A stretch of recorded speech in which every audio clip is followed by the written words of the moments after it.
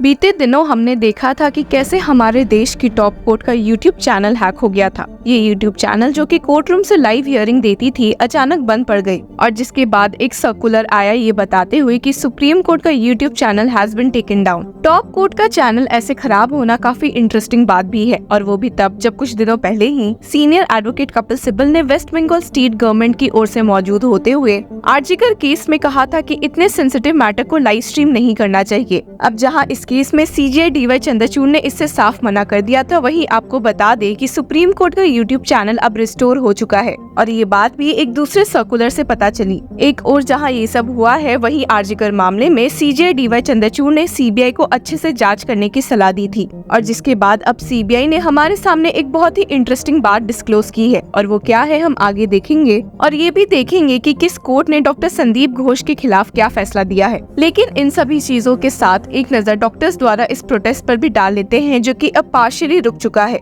ये प्रोटेस्ट इसलिए भी रुका है क्योंकि बीते दिनों डॉक्टर्स की कुछ बातें मानते हुए state chief secretary Manoj Pant ने एक 10 पॉइंट्स का डायरेक्टिव इशू किया है, जिसमें डॉक्टर्स की सेफ्टी और सिक्योरिटी से जुड़ी बातें हैं। लेकिन जहां डॉक्टर्स ने ये प्रोटेस्ट पार्शियली रोका है, वहीं बीते दिन ही शाम में कई लोग सड़कों पर उतर आए थे प्रोटेस्ट करते हुए, और करीबन 42 किलोमीटर वॉक करते हुए प्रदर्शन किया था। जहां लोगों में इतना गुस्सा अभी तक देखने को मिल रहा है, वहीं सीबीआई ने डॉक्टर संदीप घोष और पुलिस ऑफिसर अभिजीत मंडल की कस्टडी खत्म होने पर वापस से कोलकाता के ट्रायल कोर्ट का रुख किया है। वापस से कस्टडी की एक्सटेंशन की मांग करते हुए सीबीआई ने स्टेट किया है कि अभी भी ये दोनों अक्यूज्ड उन्हें बिल्कुल भी कोऑपरेट नहीं कर रहे हैं, और इसी की वजह से अब सीबीआई को डॉक्टर संदीप घोष पर नार्को टेस्ट करने की परमिशन चाहिए। जी हाँ, आपने सही सुना। डॉक्टर संदीप घोष के अलावा पुलिस ऑफिसर अभिजीत मंडल पर भी पॉलीग्राफ टेस्ट की मांग सीबीआई ने की है, और ये काफी इंटरेस्टिंग है क्योंकि कुछ दिनों पहले ही उन्होंने इस केस के मेन अक्यूज्ड संजय रॉय की नार्को टेस्ट की भी डिमांड की थी। हालांकि संजय रॉय के मामले में कोर्ट ने मना कर दिया था इस टेस्ट को करने के लिए, क्योंकि इस टेस्ट के लिए अक्यूज्ड की परमिशन लगती है, और जो कि संजय रॉय ने देने से मना कर दिया था।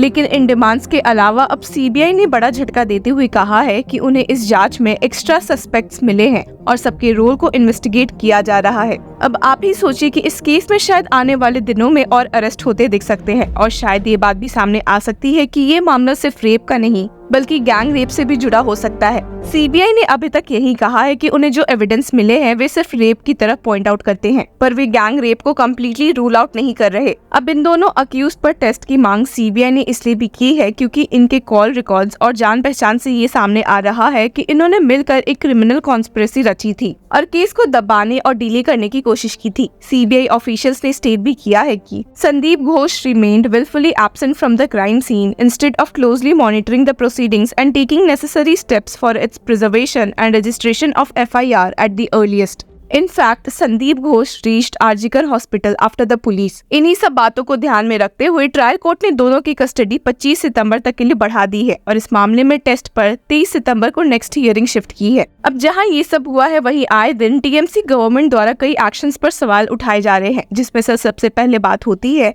उनके इस सर्कुलर की, जहां उन्होंने कहा था कि वे वुमेन को नाइट शिफ्ट नहीं देंगे ताकि वे सेफ रह सके। जब इस बारे में सीजेआई डीवाई चंद्रचूड़ को पता चला था तो वे काफी भड़क गए थे और ये बात क्लियर कर दी थी कि ये वुमेन के फंडामेंटल राइट्स के खिलाफ है, और सीनियर एडवोकेट कपिल सिब्बल को इस नोटिफिकेशन को फिर से एडिट करने को कहा था। जहां लोग स्टेट गवर्नमेंट के इस कदम से काफी भड़के हुए थे, वहीं टीएमसी की एक और नेता ने कंट्रोवर्सी क्रिएट की है और वापस से मामले को संगीन कर दिया है। असल में West Bengal animal resources development minister और senior TMC leader Swapan Debnath ने एक वायरल वीडियो में स्टेट किया है कि Your daughter went for a protest demanding safety for other women, but monitor what she is doing outside after midnight. ये उन्होंने इसलिए कहा है क्योंकि एक इंसिडेंट सामने आया था कि इन प्रोटेस्ट में पार्ट लेने वाले लोगों को होटल में आधी रात को बियर पीते देखा गया है। वुमेन पर खुद को प्रोटेक्ट करने की एक रिस्पॉन्सिबिलिटी बताते हुए मिनिस्टर ने आगे ऐड कर दिया कि I have told hotel owners that women cannot be served alcohol at night. This is also my duty. If women drink in hotels at night and something wrong happens, what then? Therefore we have to stand guard. हालांकि TMC leaders ने खुद को इस statement से दूर रखा है, और इस मामले में तो TMC senior leader Kunal Ghosh ने क्लैरिफाई भी किया है कि We cannot dictate any individual's behavior, man or woman, whether she should have drinks or not or where she will go. We are not into moral policing. और इन्हीं सब के साथ एक नजर डॉक्टर्स के द्वारा कुछ डिमांड्स और एलिगेशंस पर भी डाल लेते हैं।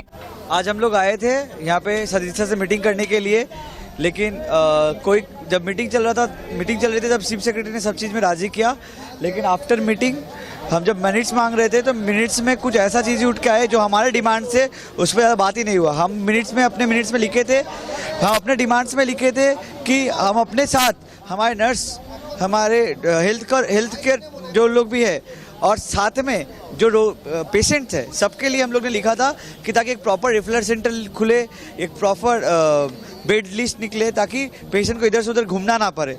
लेकिन इसके बाद भी उन्होंने इस सब फोकस नहीं किया।